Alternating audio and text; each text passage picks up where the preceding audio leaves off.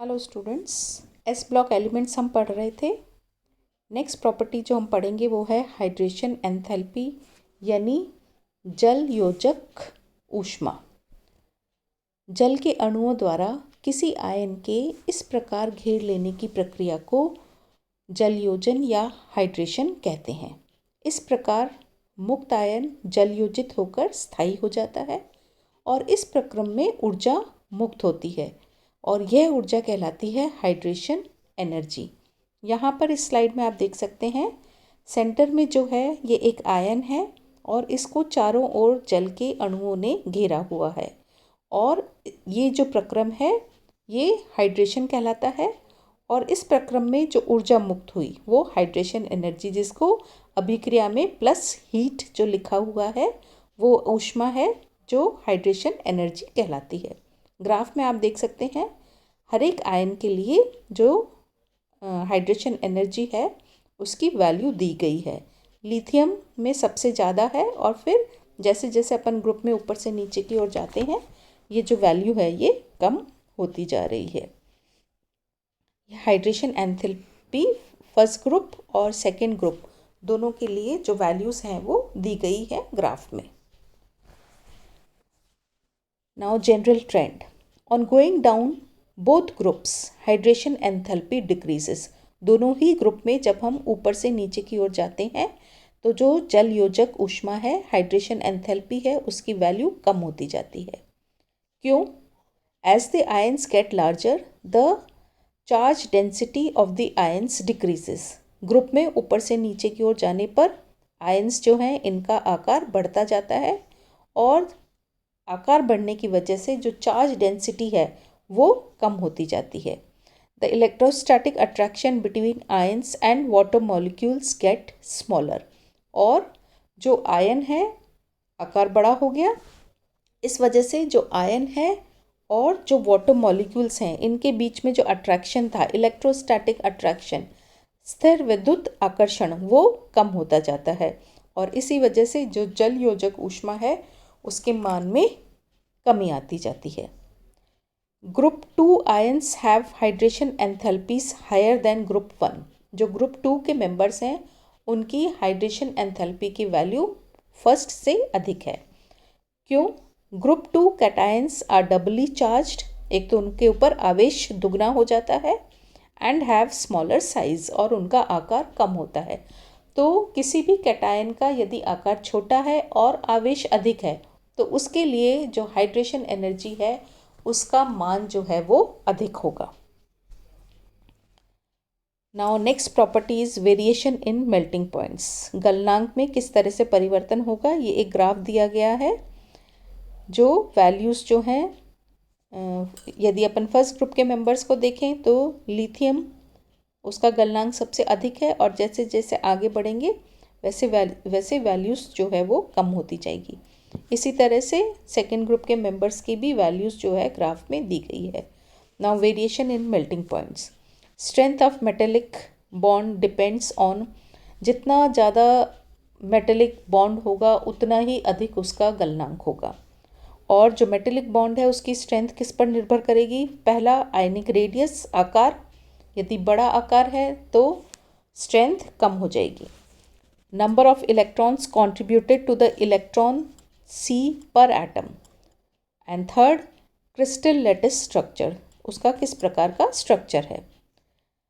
The exceptionally high melting point of calcium is due to contribution of d orbital participation of metallic bonding. जो आप graph में देख रहे थे कि जो कैल्शियम है उसका गलनांक जो है वो अधिक है। क्यों? क्योंकि जो d ऑर्बिटल्स हैं उनका धात्विक बंध में, कैल्शियम में डी कक्षक में भी इलेक्ट्रॉन्स होते हैं और उनका धात्विक बंध में जो पार्टिसिपेशन है वो अधिक रहता है। Now variation in melting points, ये क्रिस्टल लैटिस पे भी डिपेंड करता है। किस तरह का क्रिस्टल लैटिस है उसके हिसाब से भी मेल्टिंग पॉइंट में वेरिएशन आएगा। ये BCC जो आप लिखा हुआ देख रहे हैं ये है बॉडी सेंटर्ड क्रिस्टल स्ट्रक्चर और HCP है hexagonal closest packing. Now reaction with oxygen. S block elements are strong reducing agents.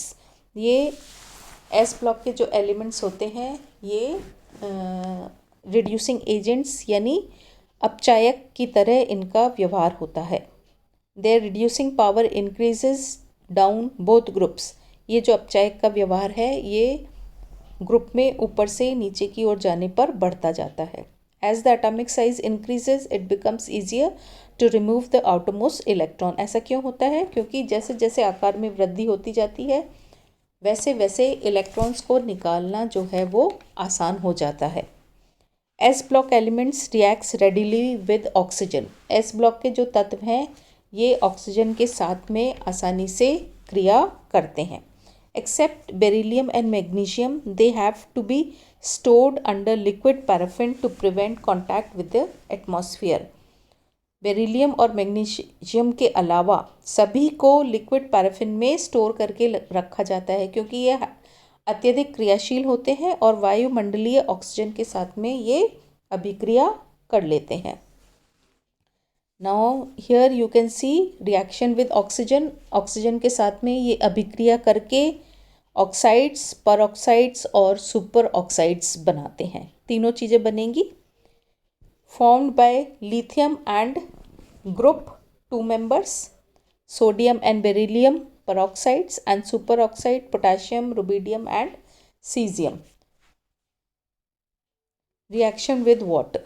जल के साथ में ये अभिक्रिया करते हैं। क्षार धातुओं के आयनन विभव अत्यंत कम होने के कारण ये जल व समस्त यौगिकों के साथ अभिक्रिया करके ये हाइड्रोजन गैस मुक्त करते हैं। यहाँ पे अभिक्रिया दी हुई है कि किस तरह से इनकी जल के साथ में अभिक्रिया होगी और हाइड्रोजन गैस जो है वो लिबरेट करते हैं। क्षारीय मृदा धातुओं के आयनन विभव के मान चूंकि ऊपर से नीचे की ओर जाने पर घटते जाते हैं इसीलिए इनकी अभिक्रियाशीलता ऊपर से नीचे की ओर जाने पर बढ़ती जाएगी। अतः बेरिलियम जल के साथ अभिक्रिया ही नहीं करता।